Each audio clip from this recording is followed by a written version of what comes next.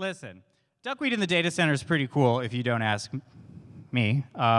It's a very interesting concept that we wanted to talk about that really resonates with the idea of learning from unexpected places. So Digital Realty, the company that's putting this thing together, is a data center company. Surprise, surprise. And one of the things that we have in our data centers is fuel. And not everyone knows that, but probably there's some people here who are in the industry and maybe they know a thing or two about data centers. There's about 80,000 gallons of fuel, diesel fuel, in the basement or at some level of each one of those data centers. Wow. There's one right there, 60 Hudson, and one right here, 32 A of A. That's a lot of fuel. One of the reasons for that is to make sure that the building keeps running, especially during events like Hurricane Sandy, which we ended up having fuel trucks come in here and replenishing those resources so that we continue to make sure that the internet and the cloud worked. So it's really important. But then we talk about sustainability, and we talk about some of the other things that we do, and certainly Digital Realty is doing some sustainability efforts to make sure that the energy that we're using is 100% renewable. We actually had a press release about that not too long ago. We have Rafi here in the room, Rafael Valdez. He is in our engineering energy group at Digital Realty. You can certainly talk with him if you have any questions about sustainability. But I wanted to go ahead and first talk about something that was out of the box, which is, what if you used an alternative fuel source, a biofuel like duckweed, to handle some of the fuel that we have in these data centers? Like maybe there's another way of utilizing or enhancing the energy that we are using in these data centers. And so we really wanted this session to be something more inspiring and more open-minded, but also a little bit more hands-on from an engineering perspective, especially coming back from Simone's talk. We wanted to explore maybe if you could use something like duckweed for the data center. But first, we need to understand a little bit more about duckweed. So we do have Philomena Chu, who is here, and she's from Rutgers, and she's going to be talking about just the basics of duckweed, and then going into some of the other sustainable fuels and sources of energy that you could use. And then we're going to hear from JP from Emerson, and he's going to talk a little bit about what Emerson does for the data center. But there is also a challenge that's going to be presented to you as well. It's an opportunity, a contest, where you can submit one of your crazy, zany ideas, now that we've been warmed up from Simone, of something that is sustainable, and you will be able to do that towards the end of this conversation. We will announce the winners of that, and your chances are pretty good of winning, considering there's not too many people here in the room. So you have that opportunity to go ahead and submit that. We'll make the URL available for you in a couple of minutes here, and you'll have that chance to go ahead. And it's just like, the form is super easy. It's like 3 things, and then you enter it, and then we're going to review the submissions, and then we're going to base it on a couple of parts of criteria. And creativity is certainly one of them, so go nuts. And then we will announce the winners at 5 o'clock downstairs when we announce the winners of the hackathon winners. So you definitely want to be there where we had lunch today at 5 o'clock to see who won. So please submit those responses. So to get kicked off, I'm going to have Philomena take the stage, and she's going to tell you a thing or two about duckweed. Philomena.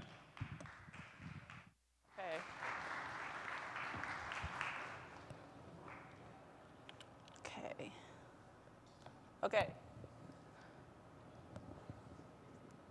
This? Hold on. Okay. Hi, I'm Philomena, and today I'm going to talk to you about my favorite plant called duckweed. Okay, so imagine that you are kayaking down a calm, peaceful river, and you come to this scene. Maybe it's a scene that you've already seen before. It's a bright green mat, and maybe you think that this is algae, but actually it's duckweed. Duckweed is a small flowering plant. It's the smallest flowering plant, and it comes in lots of different types, lots of different sizes. These are three of the most common duckweed species that I work with in the lab. You can see on the left, Spirodella polyrhiza is commonly known as the large duckweed. And in contrast to that, there's Wolfia, which is one of the smallest duckweeds. So it's found all over the world except for Antarctica. Duckweed, as its name suggests, it grows really quickly. So this is going to work. Oops. This is a time-lapse video. Well, it's a time-lapse video of duckweed rapidly budding over the course of 14 days. So it would be really cool if it worked, but it didn't work. So, but actually duckweed can grow on wastewater. So duckweed uses wastewater as a cheap and abundant fertilizer. It uses the nutrients in the wastewater that would otherwise contaminate waterways if it was released. It uses those nutrients to support its growth. And actually, after it grows on the wastewater, you can harvest that duckweed for downstream products. And as a result, the wastewater is then cleaned and can be safely returned back into the environment. So what's one person's poop is another person's gold mine, right? Okay, so after you harvest that duckweed grown on wastewater, you can actually use it to produce a lot of different types of products. So for example, we have fuel, we have pharmaceuticals, you can turn it into PLA or plastics, or you could directly feed it to chickens, ducks, or fish as high-protein animal feed.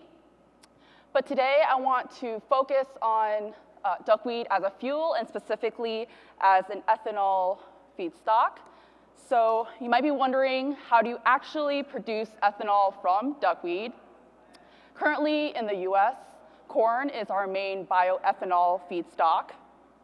Basically, you grow the corn up, you extract starch from the corn, and then you break the starch down into individual sugar units, ferment the sugar into ethanol, and this is a very similar process as in brewing beer. But except here, we're then blending the ethanol with gasoline to power your car, all right?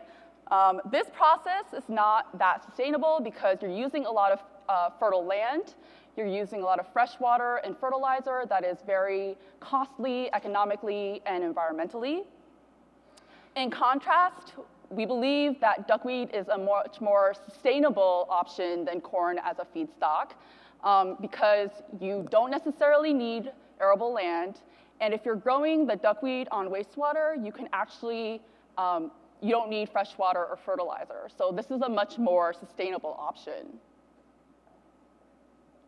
So I did some back of the envelope calculations to calculate a theoretical maximum of how much ethanol you could actually produce from duckweed in a year. So if you took all the wastewater that is generated, well, the municipal wastewater that is generated in the US on a daily basis, and you use that to grow duckweed on, you can actually, in a year, produce more ethanol from duckweed than is currently produced from corn, and you can use less land to do it. So pretty cool. Okay, so let's recap what I just told you. Duckweed grows really fast. You can grow it on wastewater. And you can clean that wastewater so that it can be returned safely back into the environment. And duckweed can be more sustainable than corn. Okay, so where do we go from here? How can we make this a reality? We actually work with an international duckweed community. These are members from all over the world. They range from scientists, researchers at universities or research institutes who tend to be more focused on basic duckweed biology. And that ranges to entrepreneurs, small business startups who want to use duckweed as a sustainable feedstock. So if you're interested in more information about duckweed, you can go to lemnapedia.org and read all about it. So one group that we met through this international duckweed community and that we collaborate with is Mama Grande. They are a social biotech company based out of Buenos Aires, Argentina. Their business model takes a three-pronged approach. They are trying to create jobs. They're creating bioplastics from duckweed grown on wastewater, and they're cleaning that water to be safely returned back into the environment. They have secured $5 million from public and private investors, 60% which came from the Argentine government. And they've partnered with Aguas del Norte, which is a water treatment company in Argentina. They are building the largest duckweed wastewater treatment system in the world. Their location is on 150 hectares in the northwest region of Argentina. This is also wine country. And they are currently building their first biorefinery. So we are very excited to see what's going to happen next. Okay, so we need help, collaboration from industry, but we also need help from the government and from policy to drive clean energy and renewable fuels in the US. A great example of this is the Renewable Fuel Standard Program that was originated in 2005 and then expanded in 2007. The goals of the RFS are to lower greenhouse gas emissions and lower our reliance on foreign oil imports. The RFS mandates that a certain percentage of transportation fuel in the US contain renewable fuels in increasing volumes over time. So this is a great driver of production and consumption of renewable fuels in the US, and we hope that it can help open a market for duckweed to be widely adopted as a feedstock. Okay, so because I'm interested in energy and I spend most of my time in the lab, at the bench, I realized that I need more legislative experience. So I took a fellowship from the Eagleton Institute of Politics at Rutgers, and I interned at the New Jersey State Legislature in the spring semester, where I learned that, yes, indeed, policymaking is very messy, but that there is value in scientific input and getting more scientists involved in the legislative process. Ultimately, I hope to be able to leverage my technical scientific training with my knowledge of how government and politics works, to affect meaningful environmental change. So if you have any questions, you can email me, you can check out our lab website, or you can go to the Duckweed Stock Cooperative to learn more about duckweed. That's it. Thank you. Thanks, Philomena. So Philomena gives you one view into how sustainability works. It takes a village. It takes a world. The academic world certainly is part of it. You've heard a little bit about how you have to actually involve yourself with some politics as well to move some things forward. And I know I just saw Tim Lance walk in, and he certainly knows a thing or two about trying to get an idea forward so that people will actually listen to why something like climate change is important and that you should do something about it. But the industry is also a huge partner in making some of these things come to light. So we do have Emerson here as well, JP from Emerson. Here's some other renewable energy sources as well before I let JP take the stage. Some things for you to think about. Again, if you just walked in, we are going to do a challenge at the very end of the session where you have the ability to submit an idea, a sustainability idea, perhaps using duckweed or perhaps using something else from one of these other renewable energy sources. But be creative, think out of the box, listen to what you've heard from the academic side, listen to what you've heard from the industry side, and see what kind of crazy ideas you can come up with. And again, we'll announce those winners at 5 o'clock downstairs. So without further ado, Mr. JP.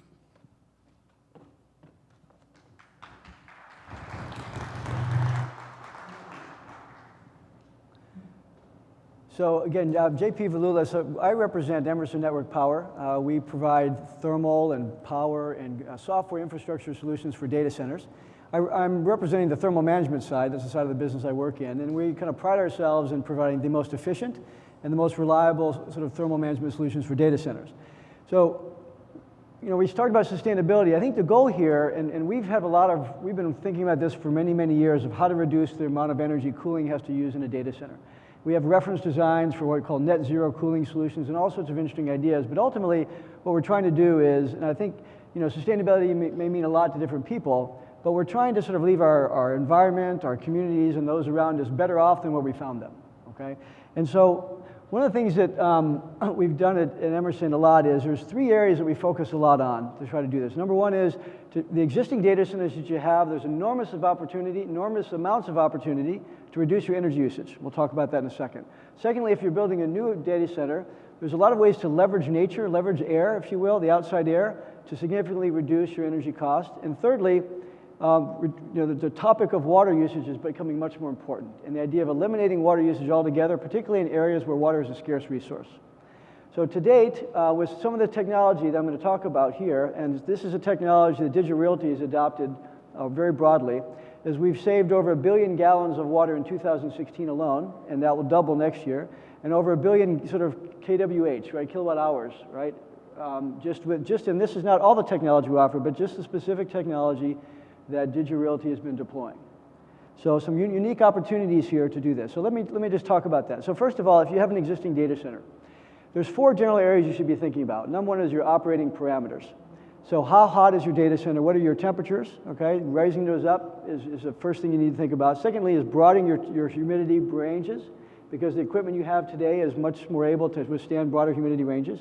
And finally, managing your airflow. All 3 of those are fairly simple things to do that will save a lot of energy. The second thing you need to do is make sure that your IT load, that your cooling equipment can flux up and down with your IT load, right? You would never own a car that was always running at 10,000 RPM regardless if you're going at 1 miles an hour or 50 miles an hour, right? So the same way with the data center, right? Your cooling load needs to flex up and down with your IT load, and many data centers today are still not there. So that's the second point. The third one is the advancement in controls over the past sort of 3 to 5 years have been extraordinary in the data center. So now we have machine-to-machine. We've had this for a while within Emerson, but machine-to-machine communication. So your cooling units can all communicate with one another and work together as a group to make make the whole solution, the ecosystem, more efficient, but also provide a much higher level of protection. So there's a little bit of, so if there's something wrong, if someone's fallen asleep on a floor tile over there and it gets a little hot over there, the equipment can compensate and somewhat what we call self-heal the data center. So there's, again, a higher level of protection and a higher level of efficiency by this machine-to-machine communication and the more advanced controls. And then finally, some of the new technologies we'll talk about are significantly more efficient. So if you have an old DX-based system that you installed maybe 10 years ago, the new technology today will be anywhere from 50 to 80% more efficient depending how you're running it. So let's talk about that, one of the new technologies. So we call this the Libre DSE. It's probably the hottest new technology now in the data center market, because it provides a sort of world-class efficiency with absolutely no outside air coming into the data center and no water usage at all.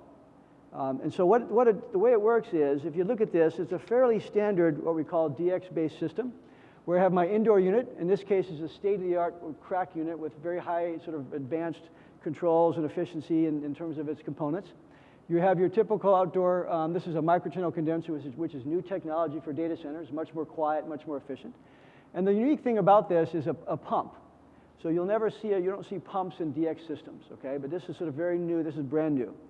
And what the benefit of this is, if the temperatures drop cold enough outside, you can shut off one or both of your circuits, okay? So you shut off one or both of your compressors, and you can replace this 8.9 kW of power with a fraction of the power. So what I do is I simply pump the refrigerant into the data center. It absorbs the heat from the data center. It's then pumped outside. The outside air then cools the refrigerant, and it circles back around, right? So again, it consumes a fraction of the amount of energy, as you can see here. A fraction amount of energy, but again, no water usage and no outside air at all. So it, unique, sort of kind of the best of both worlds. Now, what is this? Now, let's see. Let's look at this. Let me give you a specific example. If this happens to be in Los Angeles, California, and my return air temperatures, which means my temperatures coming back to the cooling unit, are about 95 degrees. Seems a little hot, but actually quite reasonable. That means my supply air temperatures going into a data center are in the low 70s, right? So again, very standard today in data center design, very reasonable. And in this case, I have both compressors turned off 95% of the time throughout the year. okay? So essentially for 95% of the time, I'm using 100% free cooling. I'm simply using outside air. I'm pumping around refrigerant using outside air to cool that liquid or that fluid off. That's all I'm doing. 5% of the year, I'm only using one circuit. You can see here by the green, I'm in partial economization mode. I'm using just one circuit, okay? And then it doesn't even appear as a percentage, right? I mean, less than 1% of the year, I'm using both compressors. So essentially what you have with this new technology is you have a free cooling system that's using outside air almost all the time, and your DX or your compressors are only there for backup. They're only there on the hottest, sort of worst possible days, right? So that's kind of a new thinking now in data center cooling, right? If you had looked at this same chart using old technology, you'd be in compressor mode 70 to 80% of the time. And then sort of in old technology, economization mode less than that. So again, a very unique technology. Now, and this is, I would suggest to you, this is the, Digital Realty has adopted this technology broadly throughout its portfolio because it provides that sort of efficiency, but also a very high level of reliability. Now let's talk about water usage because that's becoming more important now, and this gives you an example of San Francisco, California. It used to be that people moved away, 5 years ago, they were moving away from DX-based systems because they were not as efficient. But with the DSE, you see a system that's actually going to be more efficient than a chill water system, but with no water. So take a 1 megawatt representative example of a data center. You see here that compared to the chill water, the DSE solution, the pump refrigerant economizing solution is 16% more efficient. So it uses 16% less energy and no water. So you're saving about 4 million gallons of water per megawatt of cooling, right? So you think about that, that's quite a bit, right? I mean, these data centers now that can be 20, 30, 50 megawatts of cooling, that's enormous amounts of water savings.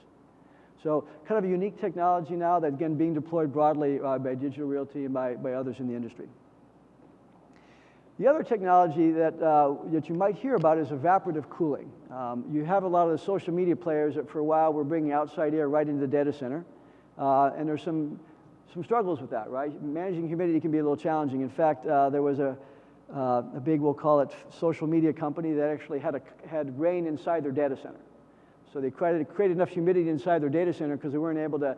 They had a day where the temperatures dropped about 30 degrees because a storm came in. Temperatures dropped 30 degrees, humidity went up to obviously 100%, and they weren't able to control the humidity, so they had a cloud within the cloud, right? It started raining inside their data center, which is, as you guys know, not a good idea.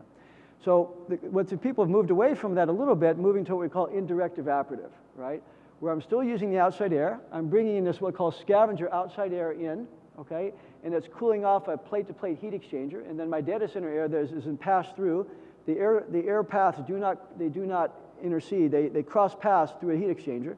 So I'm bringing outside air that cools the heat exchanger, and the data center is then cooled and brought back in. Again, a very efficient thing. I'm using a lot of the free cooling most of the time, but another technology that you see out there quite a bit. So I just wanted to, again, point that out to you because I think that there's a lot of stuff we want to talk about in the future. There's a lot of things on a roadmap in terms of even saving more efficiency, more advanced controls to sort of give you a higher level of protection, even save more energy. A lot of stuff in the future, but I want to at least showcase you some of the things that we're doing today that are making impact today, and a very significant impact today, and you get a lot of folks. And the beauty of being in the data center world is that sustainability is saving energy, right, and business are fully aligned, right, because we want to save energy because it saves money. And these solutions that you have are not compromising the integrity of the data center at all. The beauty of the new technology is you're getting more efficiency, but you're actually giving a higher level of protection and more uptime in the data center, and that's the beauty of these new technologies. So we wanted to encourage you to sort of to interact with you a little bit here. You see the website here that was talked about. Come up with ideas for, I don't care what they are, for how you might improve the sustainability of the data center. All right, come up with those ideas. We'll give you prizes for the most creative, the most practical, and the easiest to deploy. There's a website there. Just log on there. As I suggest, it's really easy to do that, and then give us your ideas, and there'll be some prizes awarded a little bit later. Thank you very much. Thank you, JP. All right, so we're going to ask JP and Philomena a couple questions, and just to play with the idea of duckweed in the data center to see if there's really any plausibility in it whatsoever. But it's a little bonus for you guys. The few who came in, thank you so very much. You do have your chance here to win some of these prizes, which will be announced at 5 o'clock. If you want to go ahead and pull up that website right now, emersonnetworkpower.com, duckweed, do that, because this is your chance to maybe ask some questions of these two experts for sustainability to see if there's something that could maybe sway them to choose you. Never know. So let's talk about duckweed and the data center. So I mentioned before we have all this fuel that's sitting in the data center itself. What's the plausibility, and maybe I'll start with JP, if we just removed all of that fuel and replaced it with a sustainable fuel like duckweed? Do you think it's even possible? Well, if it has the same characteristics of the fuel today, I think that's very possible. Yeah. No question. Philomena, what would it need? What would duckweed need to be able to grow and flourish? You need money and investment, R&D, right? Yeah. Do you need water though as well, I'm assuming? Yeah, water, but you can use wastewater. Yeah. Right. I think a lot of the requirements for data centers, or the location of the data centers, are similar to requirements for if you're like for a duckweed wastewater lagoon. You need to be close to people, right? There's a lot of people in New York City. Yeah, there's a lot of wastewater being generated here. Wow. So all of our wastewater could possibly be fueling the internet, which would be very crazy. Go ahead. What about in New York every 4 seasons? In the winter, everything freezes. Is duckweed something that needs to be replanted each season, or the cost involved with that? Yeah. Right. So depending on which species you're using, some of them actually form these overwintering dormant structures called turions that will sink to the bottom of the pond or lake that it's in. So once it starts thawing, then it'll just like, not magically, but it will come back up to the surface, yeah. So there's that possibility. Cool. What else would it take to actually make duckweed a viable solution in the data center? Do you need sunlight for it to grow? Yeah, you need sunlight. It is a photosynthetic plant, right? So yeah, you need sunlight. So what temperatures does it need? As long as it's not freezing, it'll, I mean, You could use the heat from the data center to heat a duckweed farm next to it, I guess, right? Yeah. Yeah, you could do that. That would be interesting. How likely do you think it is that we would actually see duckweed in the data center in the next 10 years if someone actually wanted to try to do that? What would it take to make that happen? From, you mentioned money. Money. But what other barriers are there? What would it take for Emerson to do something like this? Well, I think it's probably not up to Emerson as much because we don't make the generators, but a good example is if you're using fuel for generators, if it's a viable substitute for that fuel today, then it could be done, I mean, as soon as it's ready. Right. Nothing is stopping us from using duckweed in the data center but ourselves. So, what questions do you guys have for either JP at Emerson or Philomena of Rutgers? We got one question. Philomena, is duckweed an invasive species? Yes. Sorry, yeah, right. Is it an invasive species, duckweed? I guess a lot of people consider it invasive. It depends on who you ask and what location you're in. So we like to think of it as, right, like it's one person's garbage or invasive species, but you can actually use that to your advantage and use it for a lot of the different value-added products that I talked about before. So yeah, but it flourishes because there is a lot of fertilizer runoff, like nutrients like nitrogen, phosphorus, that come from farms and then accumulate a lot in these waterways, and that's where duckweed can actually flourish. That's what you might see it a lot, New York, New Jersey, in these canals, or sometimes I see it coming into the city on the New Jersey Transit, and it's in these like wastewater type places. So. Any other questions? Got one, yes. Pests, or is there anything to consider around pesticides or Pesticides or treatments for duckweed? So, so are there any dangerous pesticides, or do you have to use pesticides? are there any, I guess, what kinds, how would you worry about any pests? What pests would be? What are the pests with duckweed? That area of research hasn't been that well studied because they haven't really found that many diseases that actually attack duckweed. There are things like slime molds, that's a pathogen of duckweed. But other than that, it's pretty robust as a plant, as a system. So. Cool.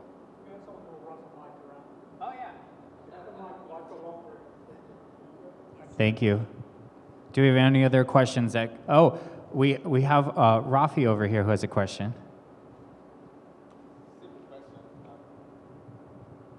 Simple question. How can you accelerate the growth of duckweed?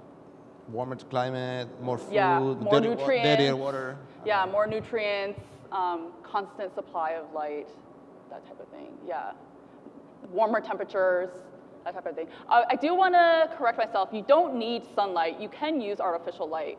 We keep our duckweed stock under artificial light. So. I had a question about it as a fuel. How many kilojoules per gram of heat does it produce? Do you burn it, I'm assuming, and what does it release when you burn? You could burn it if you were doing thermochemical conversion, but in the ethanol process we don't burn it. But yeah, I don't know the thermochemical conversion numbers off the top of my head, but I can look that up and we can talk about it more later. I have a question. What other sustainability efforts is Emerson working on outside of the data center? Well, I think that if you look at the future, you see different types of refrigerants, so lower GWP refrigerants. I mean, there's a lot of talk about CO2, which is a GWP of 1. So there's definitely, and that's, you see CO2 being used in grocery stores and other places in Europe. It hasn't quite gotten to data centers yet because of some technology that needs to catch up. But that's something that's kind of out there maybe in the horizon.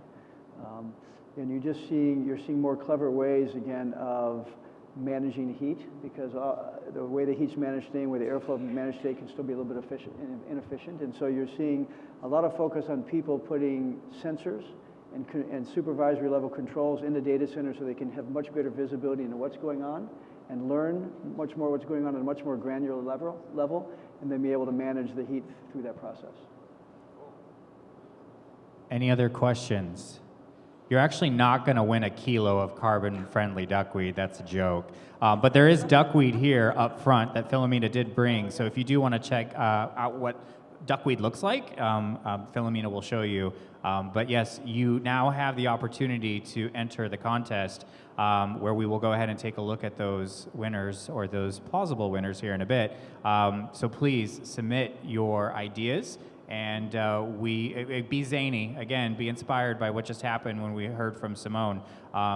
There are no bad ideas, but there's creative, most practical, and easiest to deploy idea. So definitely take a swag at that. I want to thank JP and I want to thank Philomena for coming to Marketplace Live and to talking a little bit about duckweed in the data center. And if you have questions for these guys, they're going to be around for a little bit, I assume. Great. So thank you guys, and we'll chat soon.